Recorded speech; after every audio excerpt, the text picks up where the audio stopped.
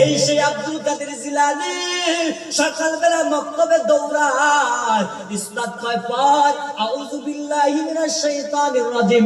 আব্দুল কাদের জিলানী ছোট বাচ্চা, 7 বছরের বাচ্চা, কয় বিসমিল্লাহির রহমানির রহিম। উস্তাদ অবাক হয়ে যায়, আমি পরে আউযু বিল্লাহি ছেলে বলে বিসমিল্লাহ। কি রে ছেলে, তোর শিক্ষক আমার কে হইছে? তোরে তো কেউ এখনো পর্যন্ত লেখাপড়া করায় না।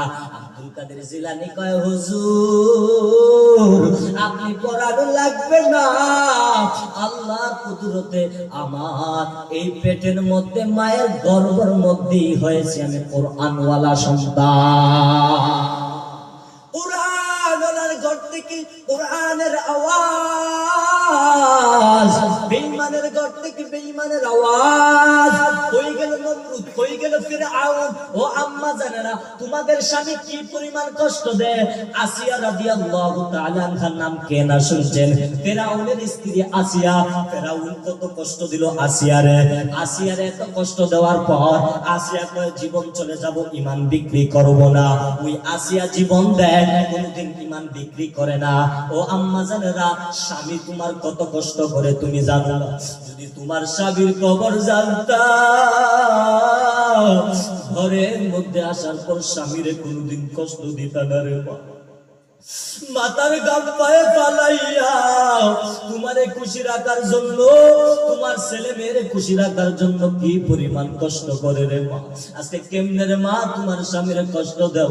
আসিয়ার মতো তো ফিরআউনের মতো তো তোমার স্বামী কোনদিন কষ্ট দেয় না। ইমামে গাজালি রাহমাতুল্লাহি আলাইহি বলেন সবচেয়ে বড় শিক্ষকের নাম হলো মা।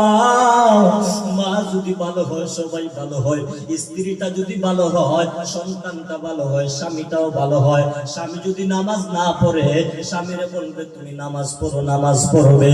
স্বামীটা যদি রমাদান মাসে রোজা না রাখে, স্ত্রী রমাদান মাসে রোজা রাখাইতে পারবে। স্বামীকে যদি স্বামীর মাল হেফাজত রাখে, ও মা তুমি জানো না তোমার স্বামীর কত দাম। আল্লাহ বলেন আমার পরে সেজদা দেওয়ার জায়গা থাকলে সমস্ত স্ত্রী গুলাকে বলতাম স্বামীর পায়ের মধ্যে সেজদা দাও।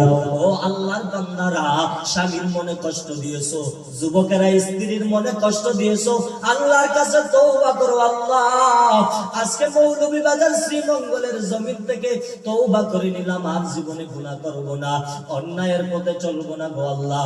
ও বোনেরা, তোমার আমার মতো কত বোনেরা স্কুলে পড়ে নামাজ ছাড়ে না, তোমার আমার মতো কত বোনেরা কলেজের মধ্যে পড়ে নামাজ ছাড়ে না।